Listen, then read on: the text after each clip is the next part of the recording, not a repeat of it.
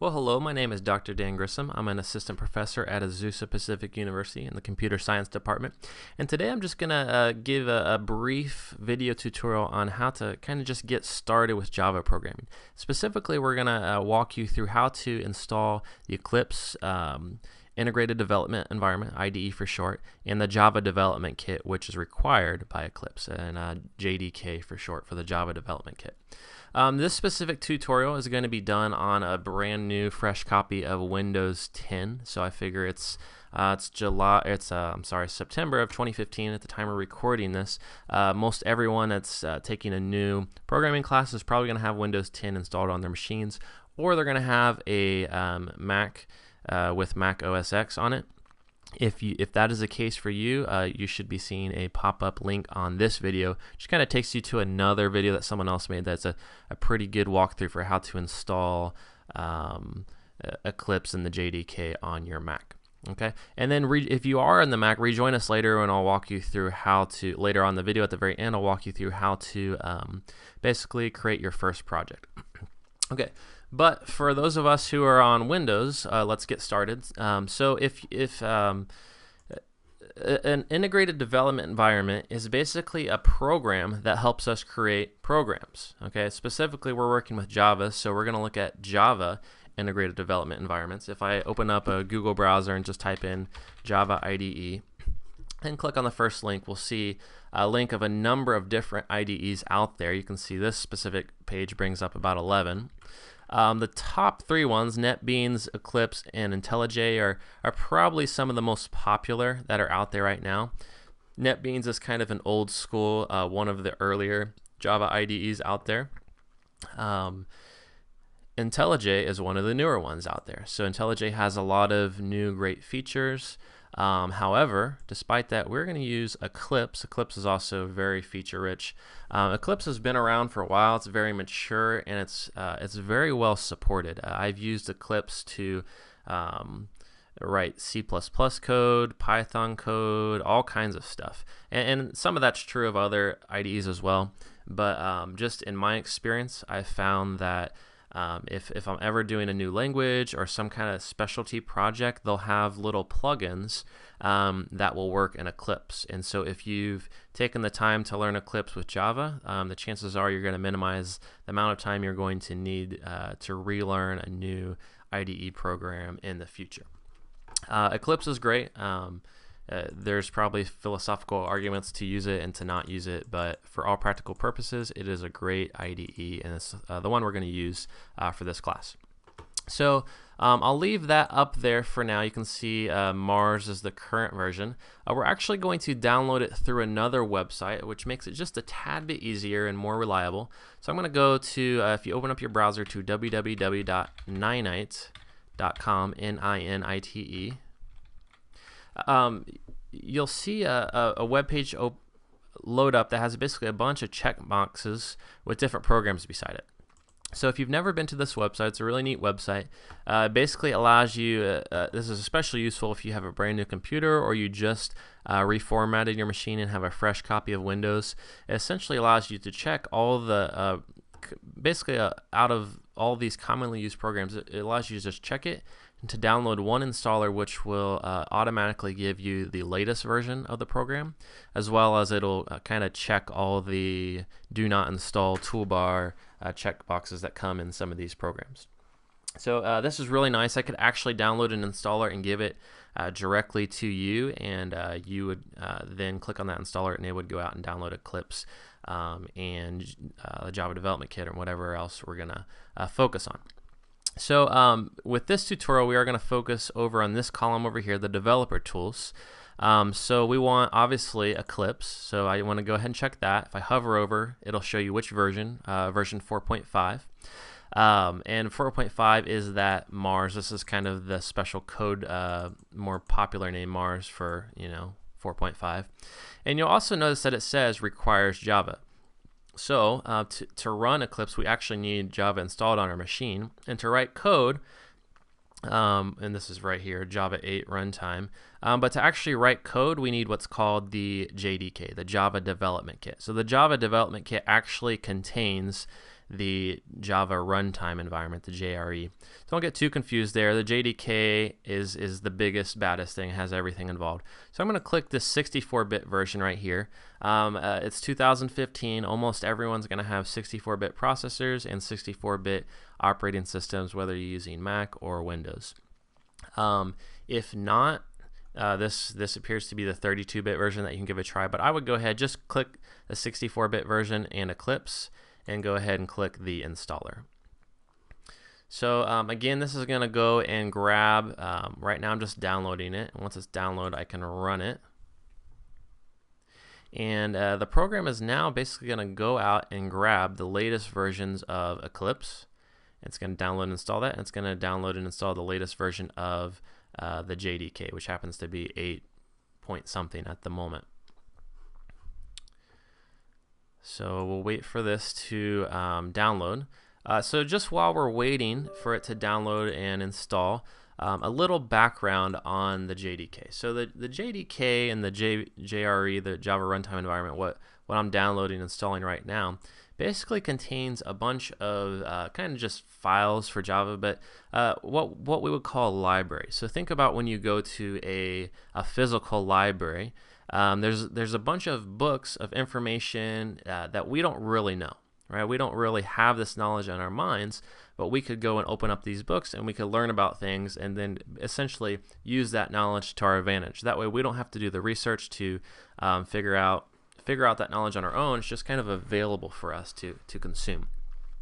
So this JDK is very similar. The JDK contains a bunch of already written code and libraries and all kinds of stuff that essentially we can just reuse. So so essentially this is kind of just the background stuff that we need to not only run Java programs but to write our own. So right now it's installing the JDK. I'll just let this run for a second, and we'll catch back up when it's done.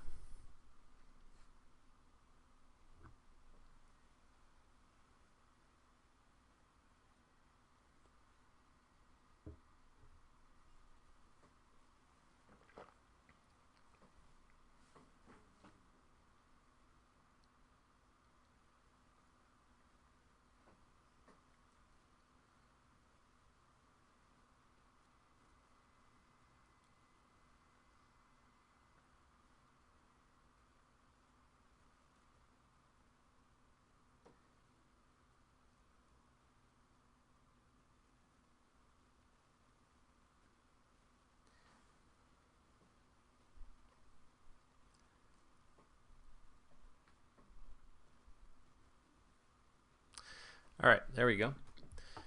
So we're done with that.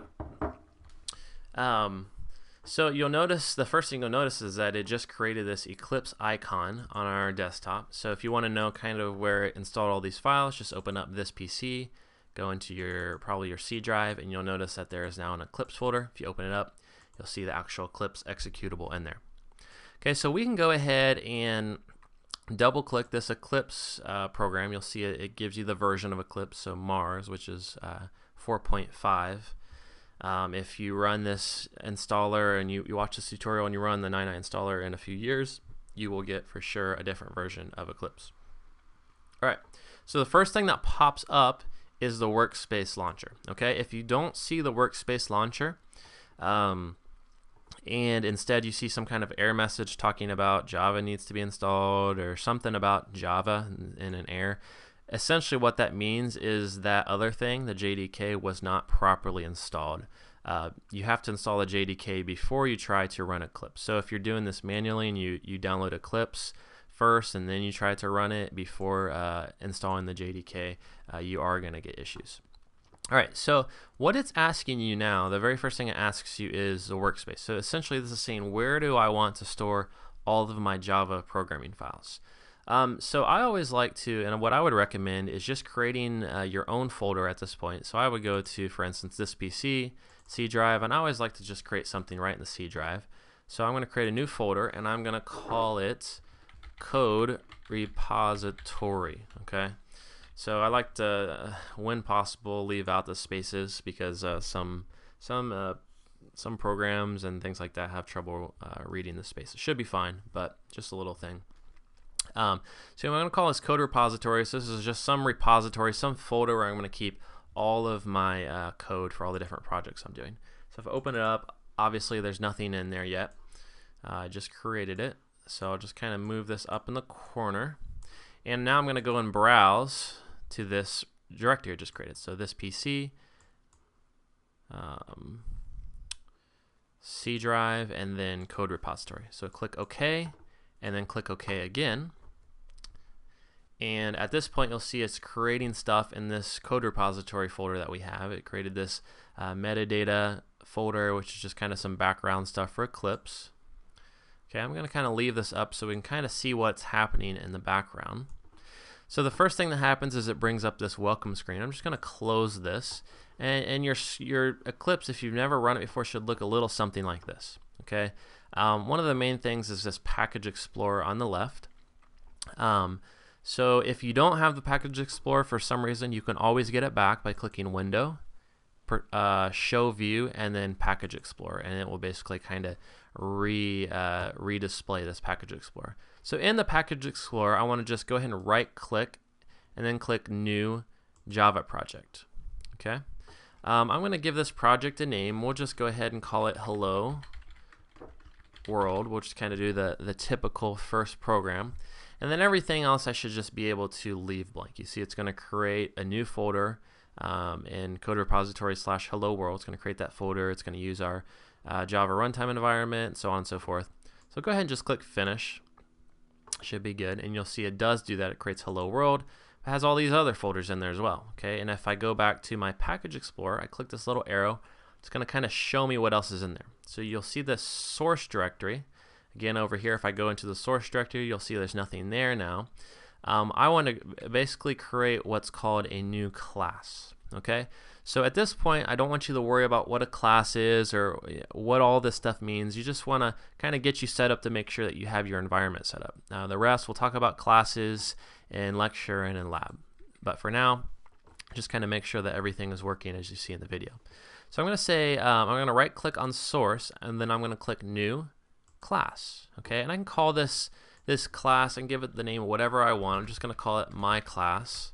Okay, maybe my first class. Okay, my first class. And then I'm going to go and check public static void main. Okay, so again, don't worry about what this means. Just go ahead and click it for now and click finish. You'll see that it added this my first class Java, this default package in the source directory. And then over in my file system, you can see it also created this .java file. Okay, so what I'm going to do is essentially I am going to just write a single line of code. Okay, I'm going to write a single line of code, and you'll start to see what the IDE does. You'll see that it actually highlighted these certain words purple, while some are black, some are bolded, and some are not. And then watch this, when I start typing, I'll say system dot, and when I do that, it actually starts to give me a bunch of suggestions. So as I type, it kind of narrows it down, and it kind of just gives me recommendations. Okay, so I can use this to help myself program so I don't have to remember quite as much. So it's a really nice feature. So I'm just going to type in hello world. Okay.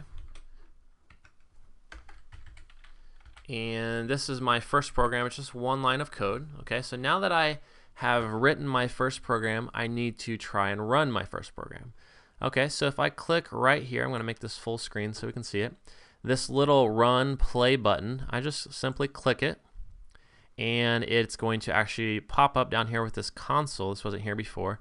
And this is essentially the output of my program. So you can see it says hello world.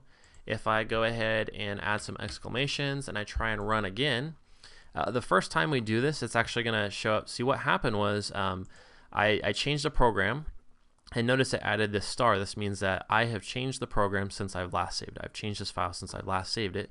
So what it's doing is it's saying, hey, you actually changed the program. Did you mean to save it before trying to run it? And so if I just click this button, check this box, always save resource, essentially what's going to happen is every time I make a change, it's going to automatically save it before I try and run it. That way I ensure that I'm getting the most recent version. of my program being run. So I would recommend checking this. You only have to do it once. Hello world. You see if I add a whole bunch, now it's going to automatically save it and run it. Okay. All right. So congratulations, you've successfully installed Eclipse in the Java Development Kit. You have created your first project and your first class, and you've also run your first Hello World program. We'll leave it at that for now. Thank you, and have a great day.